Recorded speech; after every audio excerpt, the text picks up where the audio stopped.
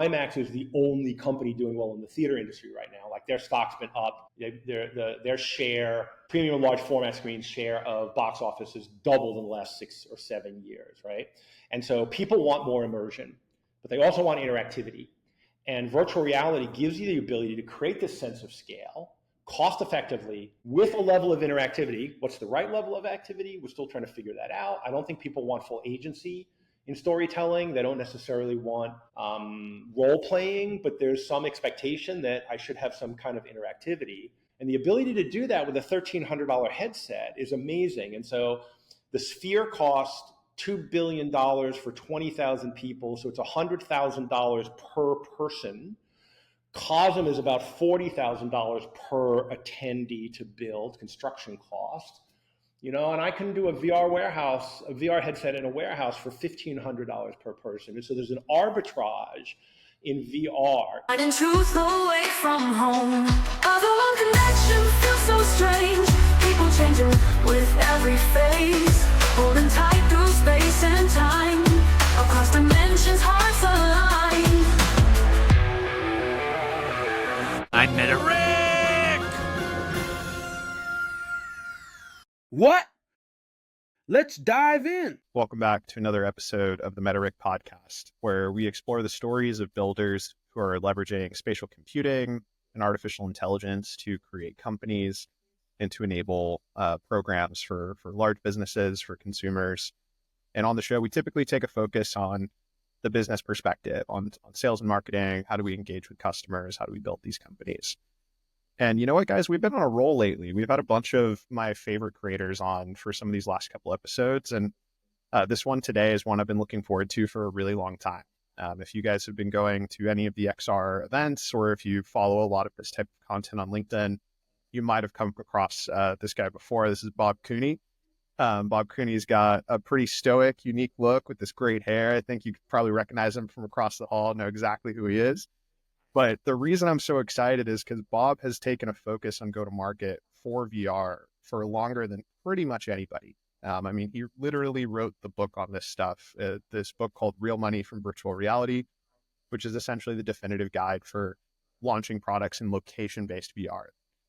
So we'll talk a little bit more about what that is. We'll get into his story. But Bob, I want to kick it over to you. Just give us the 1,000-foot view on kind of your career, how you found yourself working in virtual reality. Yeah, I started, and thanks for having me here. By the way, it's really just kind of an honor that you're interested in my story. I'm usually the one doing the interviewing, so it's a bit backwards, right?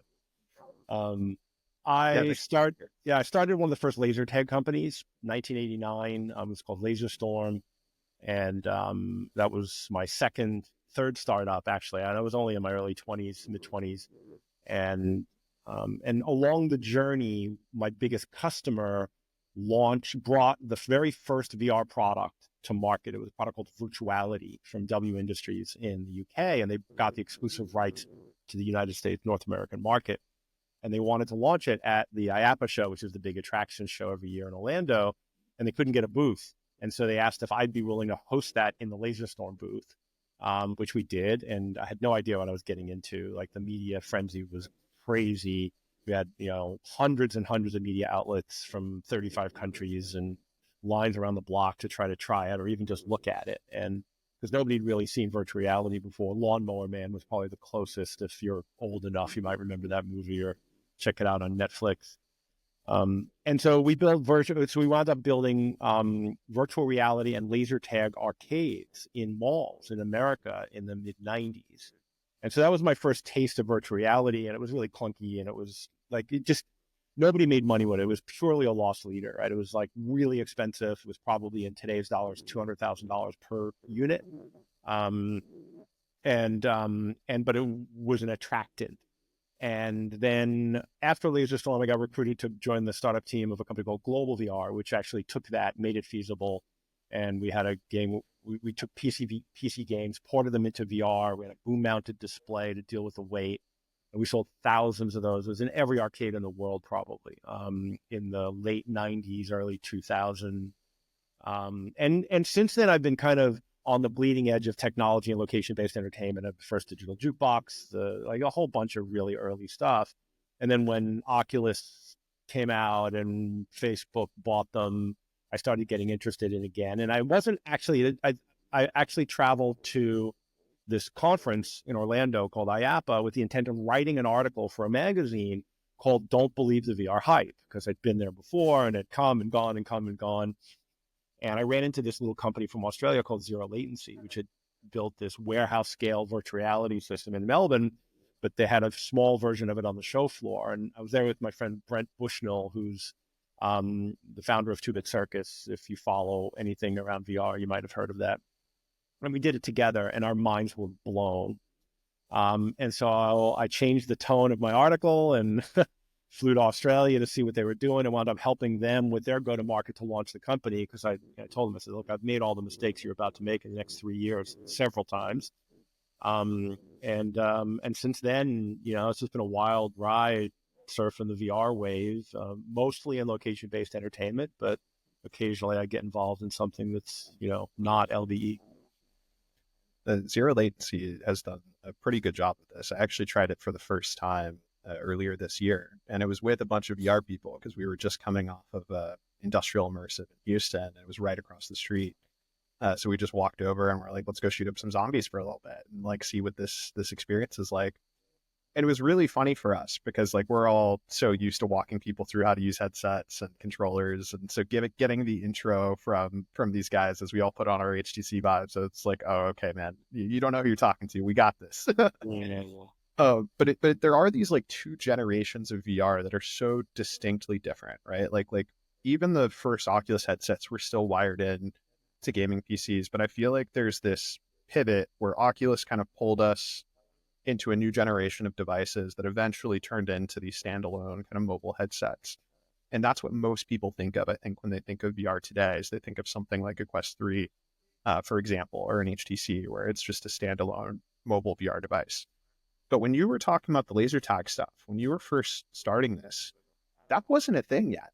This was well before that. So talk me through a little bit of what the actual hardware looked like back then. Like, I'm imagining some pretty clunky devices. Oh yeah. It was a big, and it was a big headset. It probably weighed, I don't know, 5 pounds or something. And then you stood on a platform, and there was a ring that enclosed you, kind of like the VR treadmills you see today. It kind of looked like that. And that ring was a magnetic field, and so it used a magnetic field for tracking. And so, and so you were in one place, but you could look around yourself, and you could use locomotion, to teleportation to be able to move. And the lag was horrific. It was 8-bit graphics. It was running, I want to say it was a Silicon Graphics workstation back then. And you turn your head, and then the scene would go, like the latency was measured in seconds, not milliseconds.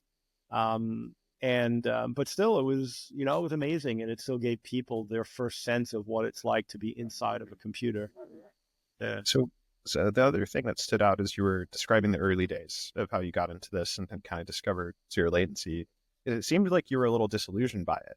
Like you had this article planned out to tell people kind of not to use it, and then they changed your mind. Not to use it, but not to buy into all the hype, because Facebook had just bought Oculus for $2 billion, and everybody was talking about VR and VR, and I was like, shit, I've been in this space now for 20 years, and I've been there, and it's gone away, and it's come back, and it's gone away, and the technical challenges were really severe. And the thing that I didn't realize at the time was the mobile phone created all the core tech that they needed, that the Palmer needed to create that headset, right? The IMUs, the small cameras, the really dense pixel screens from smartphones. And so all the core tech, because the smartphone business has gotten so big, and the volumes of those components were done in the hundreds of millions, the prices had come down, and he was able to leverage the core tech from smartphones. Without smartphones, we wouldn't have VR, right? Like there's no way he would have been able to build that headset, because the core tech wasn't available. And so that was the thing I didn't really think about at the time, until I started to dig deeper into the business and see where it was and how these products were built. I feel like that's a really difficult balance to strike. Like there's these hype cycles, right? And they keep getting tighter. Like what was 7 years is now 3 years, right? And like it just kind of keeps shrinking that window. Yeah. But once you go through your second hype cycle and your third hype cycle and your fourth 12th hype hype cycle. like your feeling changes each time you go through this, because there's a foundational belief in the technology. There's a foundational belief in where it's going. Otherwise, you wouldn't stick around it. But how do you balance your excitement for the things that are new with your hesitation about, oh, I've been through this before. I'm not sure where it's going to, if this is going to really move the needle. Yeah, that's a really good question. Thank you. And it's really timely, frankly, because I've become a bit jaded about the location-based VR market to a certain extent because, I've been, advising operators on this and solution providers on this now for, 2016 I started. So it's been 8 years. And I still see people making the same mistakes today that they were making 8 years ago. Like, and I'm just like, after a while, it's like, I just feel like a broken record saying the same thing over and over and over again. And that can get frustrating because you see, I have a great passion for entrepreneurs and entrepreneurship. And I've, I think I'm on my 11th startup or something now. I've lost track. And I know how hard it is to build a business. And it drives me crazy when people go into it without leveraging all the knowledge that's already there in the marketplace and building off of that. And so I think that I've started telling people, I was one of the guys that was like, okay, in 5 years, all of these things were going to happen. And then 5 years later, I'm still saying in 5 years, all these things are going to happen. And now I'm like 8 years in and I'm like, 5 to 10 years, maybe these things are going to happen. And, the pace, in some ways, the pace of evolution, technological evolution is lightning fast, but I think we've become jaded because, we see so much now online and we see all of this stuff happening. And I think the other thing that I've learned not to fall prey to is hype videos and promotional videos and the shit you see online. Like, it's really easy to make a really good video. It's really hard to make a great product. And I often see people that buy into the bullshit of, can I call companies out on this website? Like, do you have sponsors you're worried about? I guess you can edit it out if you don't like it. I try to be pretty open about it. Yeah. Like I was at AWE a couple of years ago, and XReal had taken the big stage and they had just rebranded from whatever it was to XReal. Right. And they did this amazing hype video on the big screen, 1,000 people in the theater, and got everybody all excited. People, you put on these glasses and you see all this stuff popping up around you, and it's amazing. And then you go do the demo, and it's literally like looking at the world through a keyhole, right? And I'm like, and I knew that's what it was going to be. My point is that, the promise of the technology, the reality of where it is, and then the dishonesty of the companies, and dishonesty might be too strong a word, the marketing BS of the companies, because they've got to try to sell what they have, right? And if you say, hey, this product really isn't very good, nobody's going to buy it. And I love what Meta did with the new Horizon AR glasses, which they brought out, and they basically said, this is a prototype. We think it's amazing. It might be 5 years away, but that didn't stop LinkedIn from going crazy and saying, oh, Orion this, and it's going to be here. We finally got AR. And I'm like, slow down, everybody. Like, this is just showing you what's in the lab. And I think the VR, AR community, XR community, however you want to label it, has gotten a bit desperate for success because nobody's really making any money in this business at all. Like even, Meta, the biggest company, is investing $10 billion a year, losing 10 billion, whatever narrative you want to wrap around that, right? Nobody's making money in this business. Everybody's investing in it.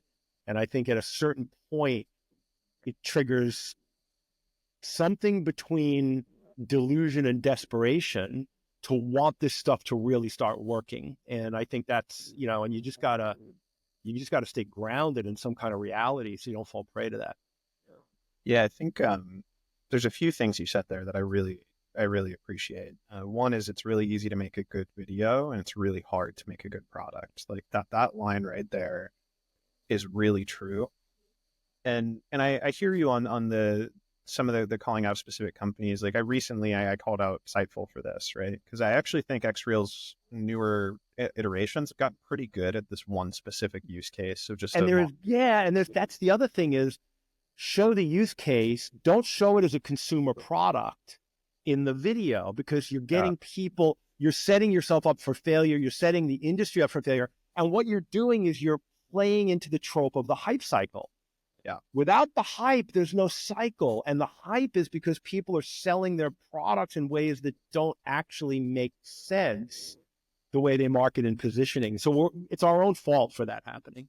And I think it's well intentioned for the most part, because I see it, and I see, like you mentioned, it doesn't just hurt them, it hurts the industry. And so sometimes I struggle with this myself, where like I'll almost feel personally offended by the overhyping of their product, because I'm like, when you do that, it makes people question me and the work I do, and then I almost feel like defensive about it when I see people overhype their products. But then I remember it's like this happens in other industries, this happens all over the place. Just because someone made a really exciting video doesn't mean that they're like running a pyramid scheme or trying to scam you. Really? Like they were just told this is what good marketing is, and this is how you get people excited, trying to rally people up about a vision that they have. And you know, when you make a video that tells the vision that's in your head, it's exciting and you want to share that with people. So I get why people get to that place and why they do it. But I think you're right. We need to ground ourselves and like not fall into our own rhetoric. And I think we're starting to see a trend where the most successful companies that stick around have these very honest demos where it's like almost a real-time thing where you're not cutting the AI together. You're actually showing the real latency in the conversation back and forth with the bot, things like that. I do want to take a little bit of a pivot here into location-based VR, because I feel like this is like your wheelhouse, your specialty. We've talked about that a little bit already. Could you give us like the 3-sentence explanation of like what location-based VR is, if you were explaining it to like a grandma or someone who's no knowledge of what VR is? Yeah, look, and I'll start by saying what it's not. It's not something that uses location-based services on your cell phone, because there was some real confusion there for a little while in the early days of mobile AR, and that's location-based, and it's not that. It's generally it's the arcade business, right? You're going to a place with your friends to play games, and instead of a joystick and a console, or instead of playing laser tag or grabbing a bowling ball, you're putting on a VR headset. And that's essentially what it is. Incredible. And what's your role in that space today? Are you still actively working in it, or are you mostly consulting other businesses, or what's your main focus today? Yeah, a couple of things. One is, I'm still just kind of like a industry promoter, I guess I would say. I try to shine the light on stuff that's good and call bullshit on the stuff that's not, to hold people accountable for building better products for the industry. I think that when you bring bad products to market and people experience them, it can give the whole industry a bad name. And we're still recovering from some of that early bad VR stuff that we saw in the pre-pandemic era. I do some work with some companies, generally on the supply side, helping them with go-to-market strategy. The market's gotten really crowded, and the ecosystem is really fragmented. And so bringing a product to market in a way that you can get scale and velocity is really challenging. And I have, just because of my knowledge of the market and my experience doing this for 30 years, I've helped a few companies, really thread that needle successfully and built a bit of a reputation around that. And then I started, one of the startups I did recently is called the VR Collective. And one of the things I found was there was no distribution for location-based VR products. And so built a website. It started out with a website that was a directory, thinking we could make that a go-to-market engine, and the cost of sale was too high. And so we've turned it into a bit of a media platform. And so we've got a newsletter that goes out weekly that shares news of what's happening in location-based VR, what the new deployments are, mostly on the deployment side, because I want to show the market. So the way the market is striated, there's suppliers, distributors, operators, and venues. And usually the operators and venues are the same. And there really is no distribution layer, to be honest with you. So you need operators who have venues to buy the products from the solution providers. And there's a confidence gap in that market today because of bad products that didn't make money, pandemic, all of these things. And so I've tried to make the success more visible to the operator community, so they can see, hey, people are actually putting this out there. It's growing. It's making money. you should be looking at it if you're not. And so the VR Collective is it's a website, it's a newsletter, and we've just built a circle community that we're beta testing now to try to bring people together to have a better way to connect and share ideas and experience. I love that. I love you sharing your experience. I love you focusing on this problem of distribution. And I want to talk more about the distribution model in a few minutes. First, I want to dive a little deeper into the specific use cases, right? So when I first think VR arcades, I think of things like zero latency, where you've got essentially a location where you've got a big empty space where people can put on headsets and hold something like a gun or controllers. And they've got a space where they can roam around and take advantage of a free movement VR space with friends, something along those lines. Yeah. There's also sandbox VR, and there's probably some regional ones that are less big, and there's a variety of what that is.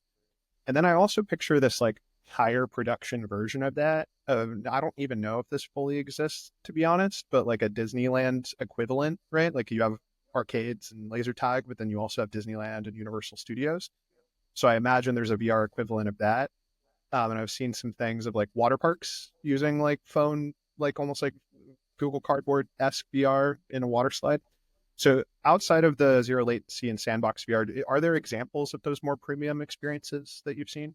There was a company, VR Coaster, which was founded by Mach, which is one of the big ride manufacturers in Germany. They own Europa Park, which is one of the largest theme parks in the world.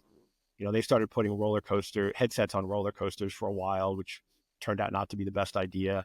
Why was exactly? Look, I think again, the tech was really early. It really slowed down. One of the things about theme park rides is you need high throughput, low labor. VR is low throughput, high labor. Like I could stop there.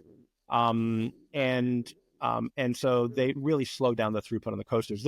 Where it did work was taking really old lame coasters that nobody wanted to do anymore and refreshing them up with something new. And so there are some examples where that worked. The VR water slide, same thing. You put on a waterproof headset and you go down a water slide and it creates a more fantastic environment.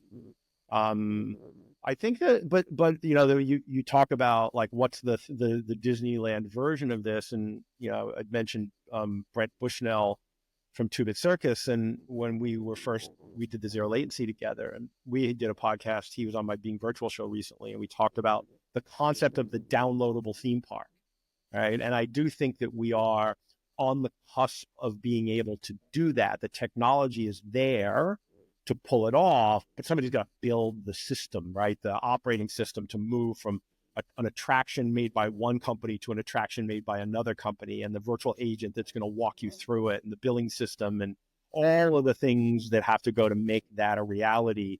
No one's even begun that yet. And so I've started talking about this concept of the virtual theme park, the downloadable theme park, because I think it's time to talk about it, but no one's built it yet. But that, I think in 10 years, you should be able to put on a headset, be in a giant warehouse, and go from walkabout mini golf to gorilla tag to EVA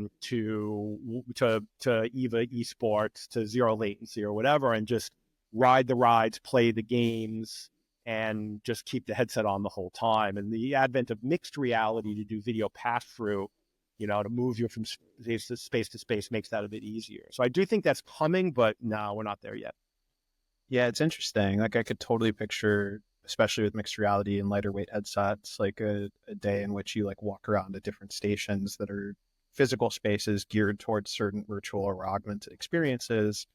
And those spaces could have like 5 different versions of different IP for a similar type of game that requires a similar type of physical space.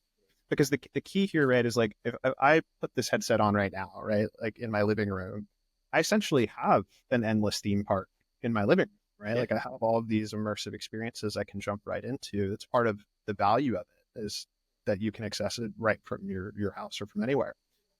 So in the physical space, there needs to be like a unique value proposition or type of experience that's different than what I can get in my living room.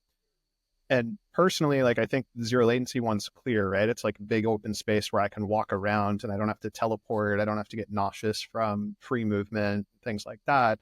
I can actually just walk and it feels very natural. Are there other advantages to a physical space outside of the the empty room where you can walk around? Yeah, I think environmental effects and haptics are one, wind and heat and smell and things like that that really deepen the immersion. And I think the social experience, the idea of presence is important. And again, when will that happen in VR? We're probably 5 to 10 years away. Like codec avatars could help. We'll have to see what happens with that and how that manifests. But I think people still like to go out and do things together.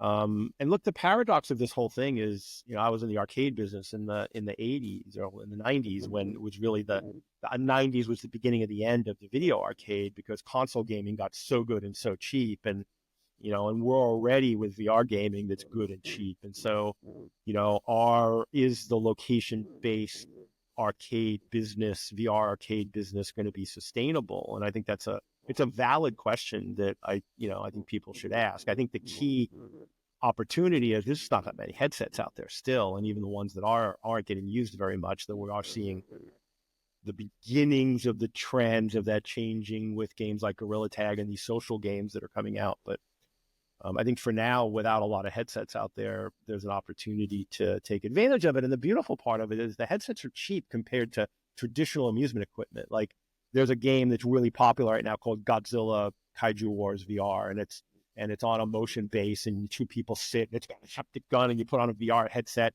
It's $40,000 for two players, right? Or more, 45,000, like whatever, But the VR headsets, like on HTC Focus Vision's $1,300, and so the cost of this equipment is so low relative to the experience that it can create for people, or the value of the experience it can create. There's a real arbitrage there in the business if you can figure out the business models to generate enough revenue per square foot and revenue per hour and throughput to get into it. And so the building blocks of VR, or the VR arcade, or a profitable location-based VR business are there. I just don't think we've uncovered the operating models to a point where you can consistently replicate it. Yeah, it's interesting. You mentioned something earlier about like in the bigger theme parks, there's certain rides where it works well and others where it doesn't. And that makes a lot of sense, right? Like if you have a ride that moves super fast and has all these different turns and winds, like that makes tracking harder, it makes frame rates harder, it makes everything more challenging.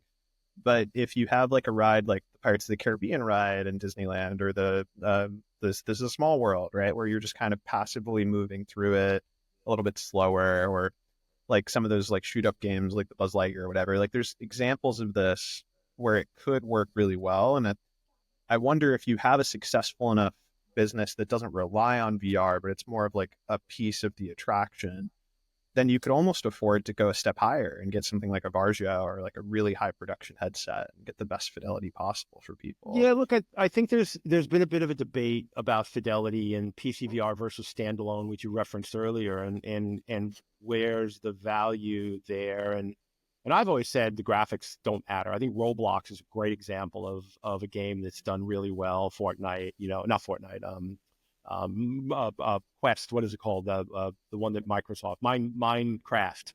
Like these are just like, initially they were terrible graphics, but they did really well, right? And the graphics didn't hold them back because the gameplay was really solid. And I don't see a lot of evidence that suggests that higher fidelity in location-based VR drives higher revenue. And I think this is an important point if anybody's interested in this business. I'll try to make it quickly. So Zero Latency and Sandbox both are PCVR. And those are the two companies that seem to have the most scale and velocity right now. Zero Latency just opened their 100th location, Sandbox their 50th, and they're all like, Zero Latency is opening one a week. Sandbox says they'll have 250 within a few years. And so they're both PCVR, and they both charge on a permanent basis probably higher than most other VR, location-based VR attractions, at least in the free roam space. And my thesis was, well, maybe that's because it's PCVR, maybe because the fidelity is better. It generates it sustains a higher ticket price. And then I went to a place in New York recently called Eclipso, which is running content from a company it used to be called Immersive. They just rebranded to Excurio out of France. And they have these art cultural free roam experiences of 10,000 square feet, 100 people at a time. And they used to use backpacks. And they in their New York location, they just opened in Midtown Manhattan. They went to standalone on the Focus 3. And I asked them, I said, are you seeing any signals at all that customer acceptance is lower, price resistance or anything? And they're like, zero. And so again, one data point, we're still early in this business. So I want to be really careful and qualify some of the things I say, because some people take what I say as gospel. And so these are early data points that we're tracking, but I still don't see any evidence that PCVR generates more ticket price per player per minute than standalone, but it's 5 times more expensive to build and it's 5 times more complicated to operate. I think that actually sounds very valid to me, because I was having a conversation about fidelity for enterprise use cases recently. And I was thinking about like, where does fidelity matter? Where is it actually moving the needle? Like coming back to the hype cycle stuff, I'm always trying to challenge my rhetoric and be like, where does this move the needle for adoption? Because some stuff looks really cool, but it doesn't move the needle at all. It helps people that are already sold, right? And so I was thinking about for enterprise, in the first 3 seconds, it matters a whole lot. Because when they put the headset on and they see anything low fidelity or someone that doesn't look lifelike or something, like they immediately validate an opinion they already had about VR. And then it makes it really an uphill battle for them after those first 3 seconds to lean in. But after those first 3 seconds, if that didn't matter, the fidelity could actually be horrible, because as long as the experience is well authored and it's being moderated well and they feel present and they're interacting with things, they're having so much fun and it's so immersive that you forget about the fidelity very quickly once you're in.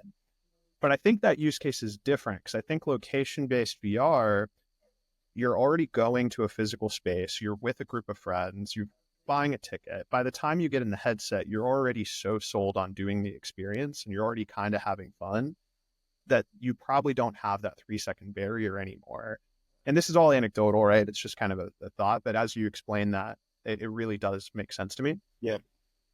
I want to spend a few minutes getting more into the business model of this stuff. So when we talk about location-based VR, what is like the operating model? Is it basically like ticket per user? You said something about revenue per square foot. Like, how do you think about the business model for these? Yeah, look, it's all over the board. It really it's very type of location centric.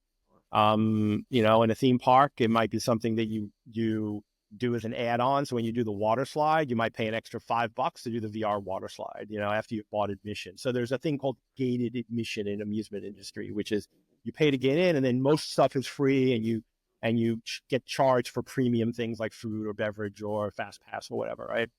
Trampoline parks generally operate on a gated admission basis. So there's a company that's done pretty well in trampoline parks called Spree, because they've created 3-minute games that work for little kids who go to trampoline parks. And so you buy the platinum admission package, which is $8 more than the normal admission package. And then your kid gets unlimited access to Spree. And that's a business model, right? There's one. Arcades, the early VR arcades that were basically room scale booths with HTC OG Vives and PCs, they, much to my dismay, sold time. Right? They were actually in the computer rental business. They didn't understand that's not the business you want to be in. You want to be in the experience business. But instead, what they did is they rented VR booths by the hour, and that became a race to zero. And so I think the free roam stuff now is by game, right? You pay, depending on how long the game is, you might buy a ticket to, for Sandbox, you want to do Squid Games. It's depending on what city you're in, it might be $50, $60, $65. And you go in and that game happens to be 25 minutes and you've got about a 15-minute onboarding and a 15-minute post. And so you got an hour-long experience, you paid $65. And so, and there's shorter experiences. There's 10-minute VR free roam experiences that might go in theme park, in family entertainment centers that you might charge 10 or $15 for. So there's a lot of different operating models at the consumer pricing ticketing standpoint, and it really is venue specific. And there's so much. What people don't understand is there's 20 or 30 different market segments in location-based entertainment, and they all have their nuances. Well, there's another unique challenge to this because it is a brick and mortar business, right? So like with with a software, if I find a customer base, like distribution becomes, can I target them either with ads and marketing, with content as like lead magnets that pulls them in? Can I build a sales team that just reaches out to them? But when you're talking about a location-based process, like part of what you rely on is like when I went, for example, it's like, oh, it happens to be across the street. This is very convenient for me. I can just walk over and do this. Or like I was in Vegas and I almost did it because I walked out of a casino and it was like right there. Like these foot traffic places matter a lot. And then maybe like a Google listing, like when people are looking up like fun things to do, like having it show up.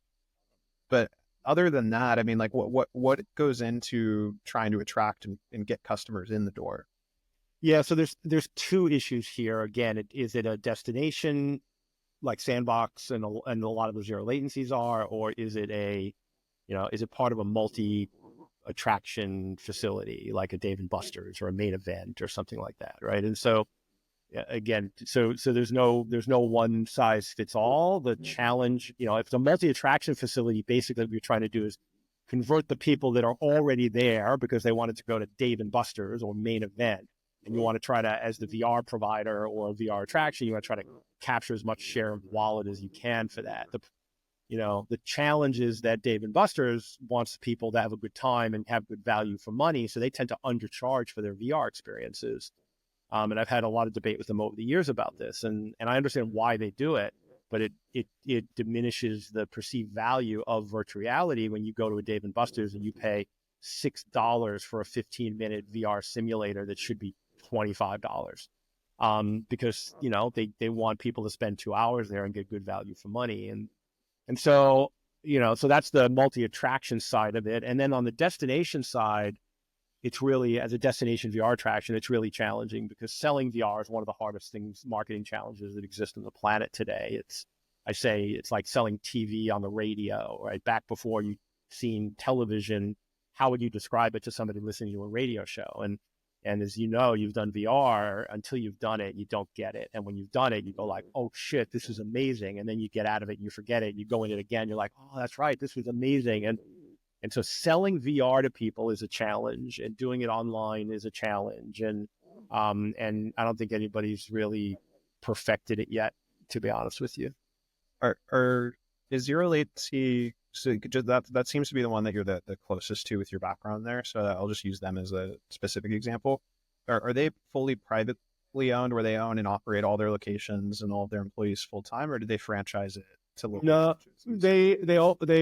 everybody kind of started with their own shop and then they expanded in different ways. So Zero Latency had one store in Melbourne, and then they started selling the systems. And then they circled back after they sold a few and opened a couple more. I'm not sure if they still own them or not, but they've really focused on licensing their software and system out to third parties. Sandbox took the other route. They opened their first location and then wound up at 30 company-owned stores, with just a handful of franchises. And now they've really started turning the crank on selling franchises. And so I think both of those two companies, and the reason I refer to those are the two that seem to have the most scale and velocity right now in the market, as far as location-based VR. There are companies with more installed units, so Hero Zone, for example, has 250, VR Cave has over 200. But what they do is they just license software. And so, they're sharing space with other VR systems in the same space. And so that pie gets sliced up between multiple providers. So if you look at revenue generate, those companies are way smaller than the bigger ones that sell dedicated, destination systems. Yeah, when I think about this industry, Zero Latency and Sandbox VR are definitely the first two that I always think of. They seem like the most established, not just but brand identity and awareness and everything. Yeah. What's interesting there, because it's like, I feel like if you're franchise or license to regional owners, right, like then your role becomes, how much can I own the brand and support you with marketing and support you with the business model? And so I wonder how involved they are in local marketing versus more just providing a playbook or resources.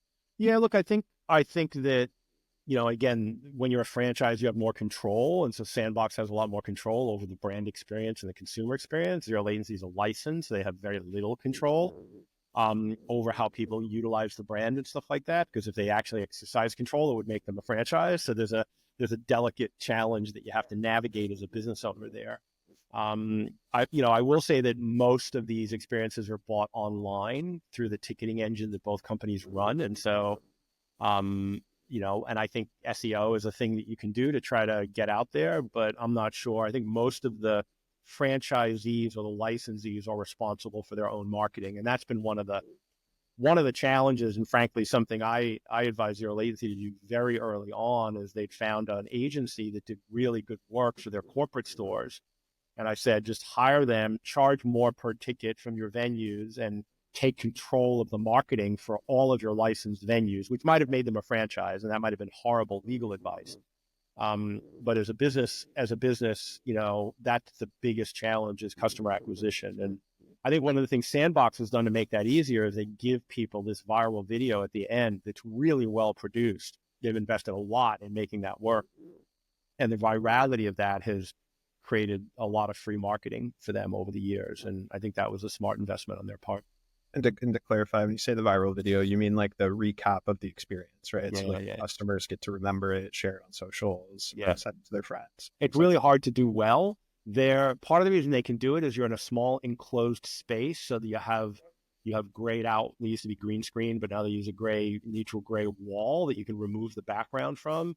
Zero latency in a 2,000 square foot space, it's a lot harder to do the background removal. And so, I think Sandbox early on, whether that was part of the reason they went with the small room or it was the benefit of having a small room, wound up with a really unique position in the market, because they could create this highly automated but also well-produced, polished video that people share. Yeah, I imagine this is a really interesting challenge. Like, I get why you mentioned the distribution model so broken for this, because like, as someone who's worked in go-to-market for XR technologies for a while myself, like, it is one of the most challenging parts about the industry, is how do you communicate this, position it, and it's really hard to find the right people to fill sales and marketing roles, because they need to both understand like the sales and marketing side of things, but then also be genuinely passionate and interested about the technology. Because if they don't have both, they either get overexcited about things users don't want and they tell the wrong stories, or they use vocabulary that doesn't resonate, or they just don't know how the technology really works and they overhype the wrong things. And either way, it breaks. Or worse, they just don't give a shit. And the challenge with the ecosystem play that most VR companies seem to be relying on is, relying on distribution or some third party or multiple third parties to play a role in their getting to market. And, and everybody cares about their own product, not your product. And so keeping, some third party business, again, nobody's making money. So everybody's struggling to stay focused on what you need instead of what they need is impossible. And so I think part of the challenge here is you've got the companies that are successful. A great example of this is what, Renji just did at Immersed with their Visor headset, right? They collapsed the go-to-market. They went, we can't continually be beholden to third-party headset manufacturers to deliver what we need. We're going to build our own headset. And I thought initially, that's crazy. This is going to be a disaster. But then I thought about why they were doing it, and I went, it's actually crazy brilliant, because it's the only way they can control the customer experience and the distribution of their product. And I think you're going to see more and more companies take that route where they're collapsing the ecosystem, figuring out, there's 7 roles or 10 different functions in the ecosystem, and we do 1 or 2. And really what we need with these, we need to do, these are high value. Let's do these ourselves, and let's keep the low value to third parties, and we'll just rent that or buy that capability. And that's going to give them a bigger share of the revenue pie, which hopefully will drive additional margin, more scale and control over their scale and velocity, but they'll also have to, create new capabilities within their organization, which is capital intensive. So it's really hard. Like, this is a really hard business. It's by far the most complicated business I've ever been involved in. Yeah, I think it's tricky, because like, if I'm running a traditional arcade, there's already a certain level of demand and like awareness, and people get it. So you can rely more on local kind of owners, franchises, whatever you want to call it. I know legally it matters, but go-to-market wise, just like a regional person who runs it, it's easier because you actually want them to run it. They know their community, they know the culture, they know how to get people in the door. Like you want them to own that more than you because they can market it better than you. But with VR, there's this added layer where the demand isn't naturally there. You kind of have to educate people on the tech still. And so you kind of have to provide more support and education than a traditional arcade. I want to take a little bit of a pivot just because we only have a few minutes left here. There's some other things that you do outside of the location-based VR stuff that I really appreciate. And one of those things is the Bobble Awards. I've seen you post a few videos of these, and it's really fun. Maybe you could, you would describe it better than I. Maybe you could talk about why you created the Bobble Awards and then what they are. Yeah, so I was look, I've been exhibiting at shows and submitting products for awards for my whole career, and I've won some and lost way more than I've won. And I won a Best Product Award at IAPA in 1996 for my Stargate themed laser tag. We licensed Stargate, and it was one of the highlights of my career. Like it was really important to me. Also, to the point where I actually behaved like an idiot and rubbed it in people's faces, and I was a total jackass about it. But I was a lot younger, and so and then more recently, as I become kind of an elder in the industry, I've been invited to be on some judging committees, and in most of those, we weren't able to actually try the experience or the product. Like we were doing it based on company submissions and videos, and we've already talked about videos, right? And so I kind of pushed back and I said, look, I can't do this. I can't, in good conscience, vote for saying this is better than that because I haven't done it. And these awards really matter to the people who win them and lose them. And I felt like the industry wasn't taking it as seriously necessarily as the entrance. And that's probably a gross overstatement, but that was my experience in the particular case that I was in. And so I said, screw it, I'm going to create my own award. I'm looking at more location-based VR stuff than anybody out there. And I've developed my own scale of what's good and what's not. And so, my name's Bob, and Bobble became a bit of a nickname at some point in the last few years. And I thought, what if I got a bobblehead? That would be fun. And I love every one of those bobbleheads. Like we used to have baseball bobbleheads when I was a kid. I just thought it would be. And so it had this beautiful, this kind of juxtaposition of goofiness and seriousness, which, I think all of these award things wind up, people take them too seriously. And because when you get behind the scenes, you realize you shouldn't take them too seriously. And so I want it to be kind of fun and playful, but actually I take it very seriously on who I give them to. And so that's why I did it. And I think it's been a fun experiment, and people seem to get a kick out of them. And I'm going to have to get some new ones made because I gave out my last one to Brent Bushnell recently. Yeah, I love this. This like it's almost like it's backwards. Like the wrong people are taking it seriously. So like the people that are submitting to it, yeah, it's going to be a nice marketing thing. You can throw it on your website. It'll feel good. It'll feel validating. Will it move the needle for your business? Probably not drastically, but it means a lot to these people. So they take it really serious and they want it. But then on the other side, it sounds like a lot of these. Some of these programs like aren't taking them seriously enough in the vetting process. And I love that you felt that as an actual judge, like you experienced it and you're like, wait, this should be the other way around. Like the people submitting should be having fun and going like, this is goofy and entertaining and I'm stoked about this. And it's more about how they feel. But the person judging it and deciding who it goes to, that should be the serious part. It should be the part that's actually taken into account. So I love the concept. What you said you just gave out the last one. Who'd you give it to and why? Yeah, I gave it to Brent Bushnell from Two Bit Circus because look, I give it to people who have either done really amazing work pushing the market forward because they've innovated around a product, they've shown somebody that something that's possible that we thought maybe wasn't possible, or somebody who's just done a shit ton of work to help support the industry. And Brent did both. He built one of the very first, it was called the Micro Amusement Park. It was a 40,000 square foot entertainment center in downtown LA that was, half VR. It was a lot of VR. And then he ran, he used to do demo nights or beta nights where he would invite makers of new VR prototypes to come in and actually play them with a live audience to get feedback and to make their products better. And so he just, and he's a legend in my mind. And his father, Nolan Bushnell, started Chuck E. Cheese and Atari, and so he comes from royalty in our industry. And yeah, I just wanted to recognize that. I love that story arc too. I didn't know that was his background. So like coming from the industry of things like Chuck E. Cheese and like this large scale as successful can be with location based entertainment, and then modernizing that with new technology and a new idea. Like that's pretty cool. The family business into a new generation that way. The other thing I wanted to ask you about on a kind of a similar note, Cosm. I think Cosm is so incredibly interesting. It's a different approach to this, right? We need another hour. Yeah. We probably, I feel horrible bringing it up at the end like this because that could have been the whole podcast. But for people who don't know what Cosm is, it's like, you've probably heard of the Sphere in Las Vegas.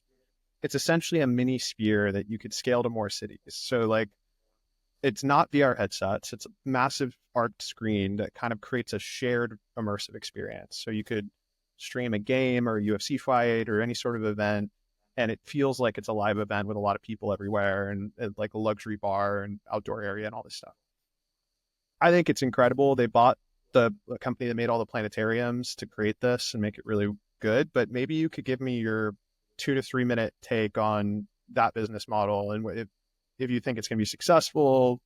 What do you think they'll do next? Do you think they'll scale to more cities, or like anything that you can give us in 2 to 3 minutes? Yeah. Look, I've been thinking a lot about this, and this will be rapid fire. So you got to start with the Sphere, right? So the Sphere, $2.3 billion in Las Vegas, 20,000 people, $150 to $1,000 tickets.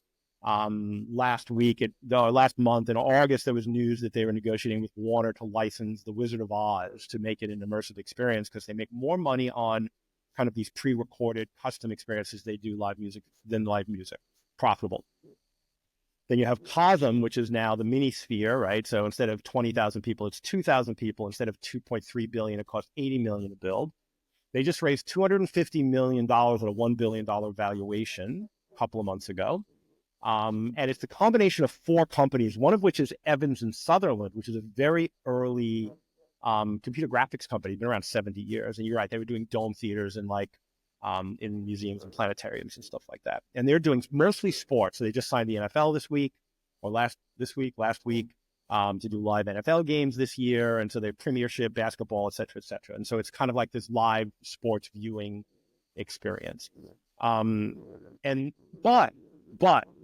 they're really freaking expensive. And the Sphere, they had just announced they're going to build another one in UAE, in Abu Dhabi, under license. So the Sphere will create the content, and they're going to charge a license fee for some rich oil person to build the dome. Cosm is going to build a third. They just opened a second in Dallas. They're opening a third in Atlanta. They want to build 50 of them or maybe more, but they're only going to be in the biggest cities. Virtual reality, but they're both passive. And this is the thing, right? So they're immersive, but not interactive. The other one I'll mention is IMAX. Like IMAX is the only company doing well in the theater industry right now. Like their stock's been up. Their share, premium large format screen share of box office has doubled in the last 6 or 7 years, right? And so people want more immersion, but they also want interactivity. And virtual reality gives you the ability to create this sense of scale cost effectively with a level of interactivity. What's the right level of activity? We're still trying to figure that out. I don't think people want full agency in storytelling. They don't necessarily want role playing, but there's some expectation that I should have some kind of interactivity. And the ability to do that with a $1,300 headset is amazing. And so the Sphere costs $2 billion for 20,000 people. So it's $100,000 per person. Cosm is about $40,000 per attendee to build, construction cost. And I can do a VR headset in a warehouse for $1,500 per person. And so there's an arbitrage in VR in this space that no one's taken advantage yet, or we're just starting to see people to take advantage of. Xcurio and immersive is a great example. And I think we're going to see a lot more of that. And that could be the subject of our next podcast, but we ran out of time. Yeah, I feel like we need to find a Cosmo. Or where are you based again? I'm not. I'm a nomad. I haven't had a home in 9 years. I'm currently in Spain, but I will be coming back to LA after IAPA, so I'll be there for a couple of weeks in late November, early December. So that's a whole other podcast I'd love to talk to you about too, is the whole digital nomad lifestyle. I'm very curious about that. But yeah, let me know when you get back to LA. I feel like we should go to a COSM event. Yeah, it's on my list of things that I want to do while I'm there. Yeah, because I haven't been yet, and I'm only I'm in San Diego, just south, so I need to figure that out. But I have a call I got to jump to. But Bob, this has been amazing. Before we call it, is there anything you want to plug, or where can people find you to hear more about your story? Yeah, hey, look, check out the VR Collective. It's the vrcollective.com website. Everything that we do kind of now in the LBE space anchors around that. You can join the Circle community from that website. You know, we've got over 300 location-based VR products listed on that website, believe it or not. It's continued to grow all the time. And then if you want to catch me, bobcooney.com. Haven't really done a lot with that website. That's going to get repositioned soon. And then I'm on LinkedIn. I'm super active, and I generally accept, unless I suspect your first message is going to be try to sell me something, I generally accept all connection requests. Love it. Bob, thank you so much for the time and sharing your story.